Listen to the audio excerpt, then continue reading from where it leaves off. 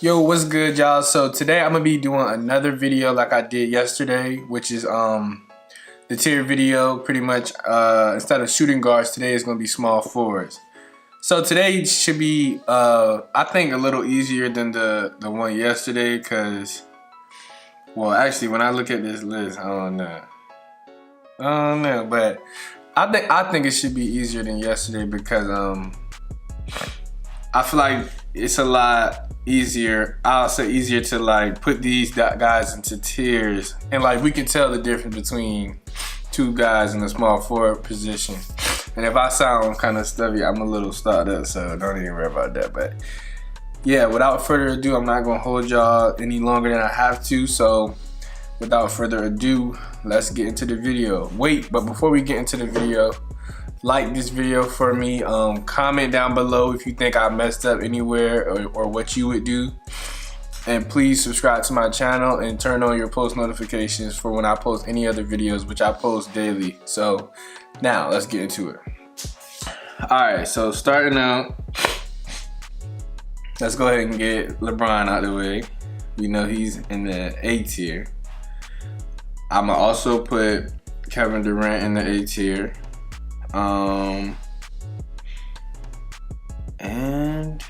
And I also put Kawhi Leonard up there. And I think I don't know, Kawhi and KD, I'm not sure. I'm gonna say KD second, so it's in that order. So those are the three A tier small forwards. Then you got, where's Paul George at? Paul George, he had an MVP season up until the end of the season where he hurt his shoulder and he started kind of regressing. But for the most part, Paul George had a career year and he really moved up in the rankings of small forward in my eyes. So that's why I'll put him in the B tier. He's not up there with them just yet, but he right behind them. Then who else? It's crazy because he might be like the only one in this B tier. I'm gonna put Jimmy up there with him. Jimmy Butler, you know what I'm saying? I know he had the whole thing with the Timberwolves in the beginning of this year, but since he's been in Philly, actually let me look. I know he was pretty good in Philly. I know his numbers might not say it, but we all know Jimmy Butler's good. He's been playing pretty good in the playoffs, so actually, he's been the only one really showing up for Philly. Honestly, in my eyes, he's been like doing what he usually does, but he needs help from Embiid and Simmons and all his other players. But yeah, he gets traded a lot. People try to blame stuff on him, but in my eyes, Jimmy Butler, he's a pretty good player. He just want to win, you know what I'm saying? So it might look like he's being a bad teammate, but really, he's just trying to win games, and he's just very passionate about the game. So Jimmy Butler also in the B tier. I'm thinking about DeMar DeRozan. I'm gonna put him up there as well. I know his numbers probably went down too, I believe so, if I'm not mistaken. Deron Williams. 21.2. What did he average last year?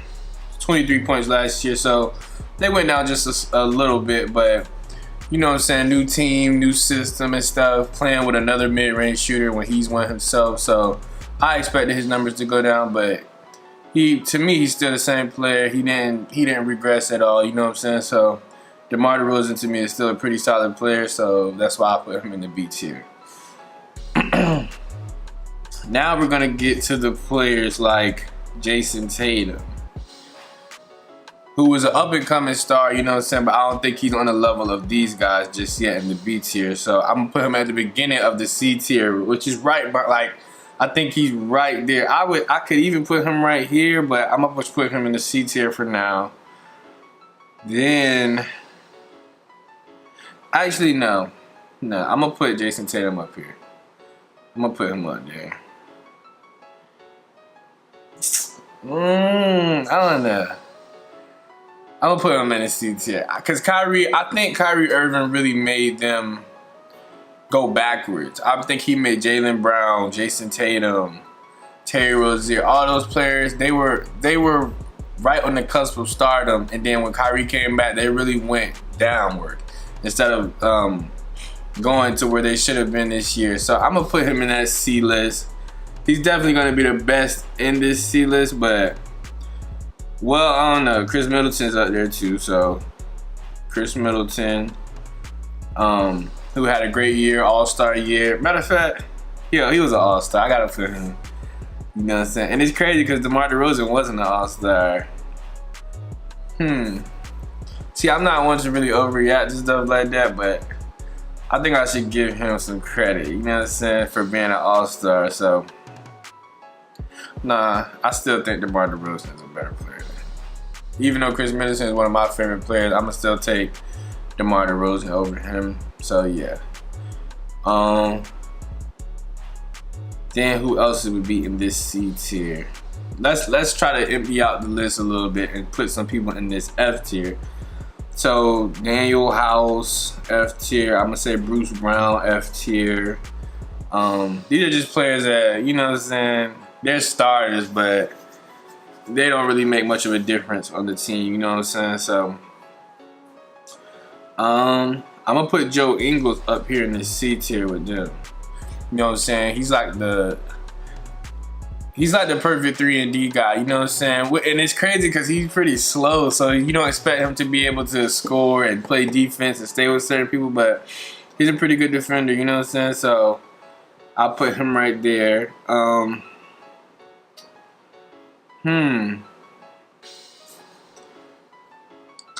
gonna put Otto Porter in this C tier as well.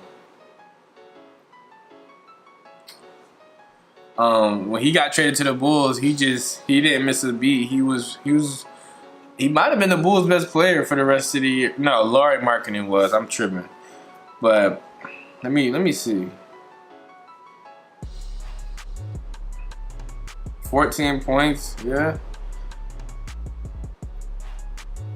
So yeah, he averaged 12.6 with the Wizards, and then when he went to the Bulls, averaged 17.5. So he actually made a pretty good jump, you know what I'm saying? So that's why I'm putting him in that C tier.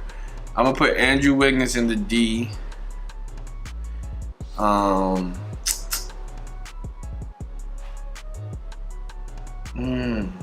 This one getting kind of tough. This might be harder than the shooting guards, man. Dang. I'm gonna also put Jonathan Isaac in the D. I forgot his name for a minute. I'm sure. Josh Richardson.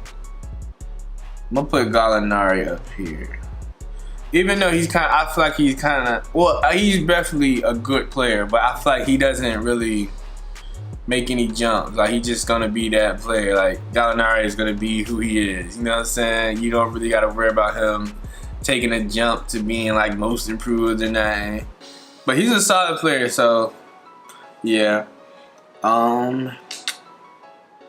Kevin Knox, I'm gonna put him in the D just because he's so young, you know what I'm saying? Just like the other players yesterday.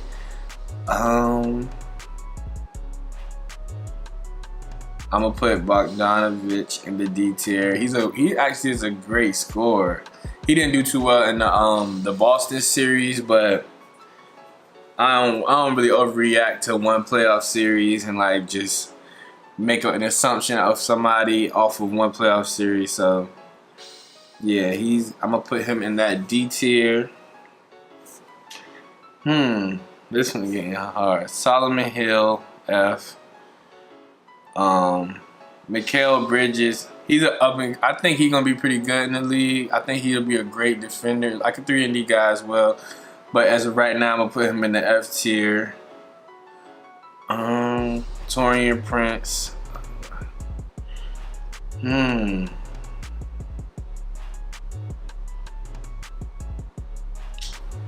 this is getting rough. I'm gonna put Ariza in the D.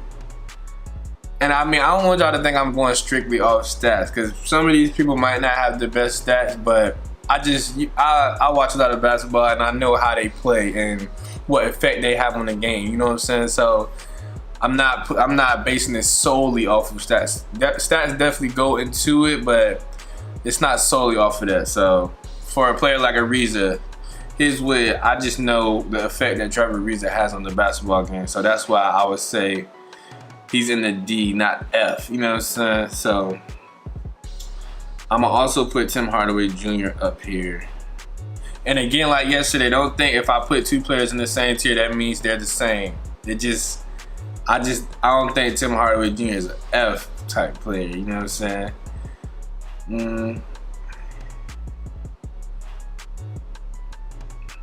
I'm looking at all of these guys and I'm gonna put him. I think the rest of these dudes are gonna be D players. Jetty. Nicholas Batum. Was he injured this year? I think he might have been injured this year.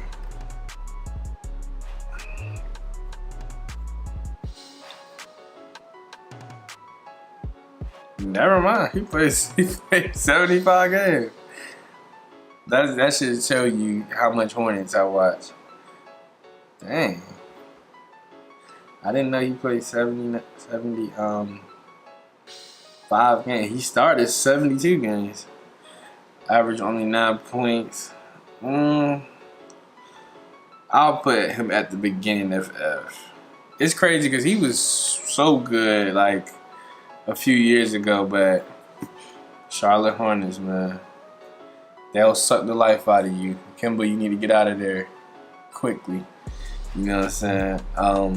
Let's see what Jetty. I'll lose my lineup again. Okay. Let's see what Jetty Osman.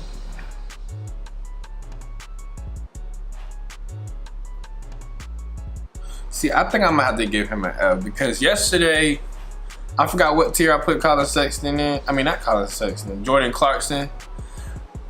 But he was averaging about 18, I believe, on the Cavs as like a third out. Cause I remember watching the Cavs at the beginning of the season, and they were really trying to get Jed, like pretty much trying to, I guess, build him up to be the #1 option on the team. And for him to be the #1 option, only averaging 13 points, I'm gonna have to put him in the F.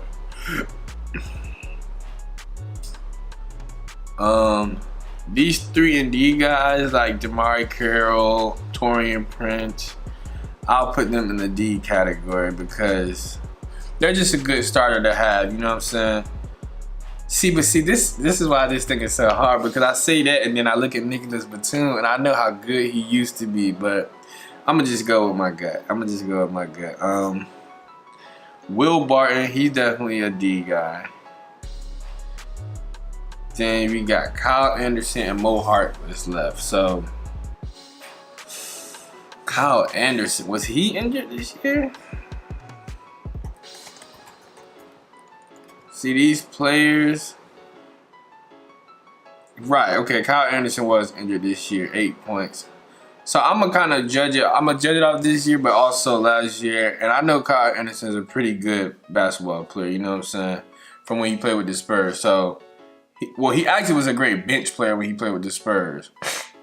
But I think he's kind of a D tier player, you know what I'm saying? He's in there with the Josh Richardsons, DeMarre Carrolls, all of them. Not saying he's really 3 and D, because I don't really think he played no defense, but just as far as the effect that he has with a team. So, D tier. And then for Mo Harkless, this is one that's a really hard one between D and F. Because Mo Harkless, he plays okay defense, but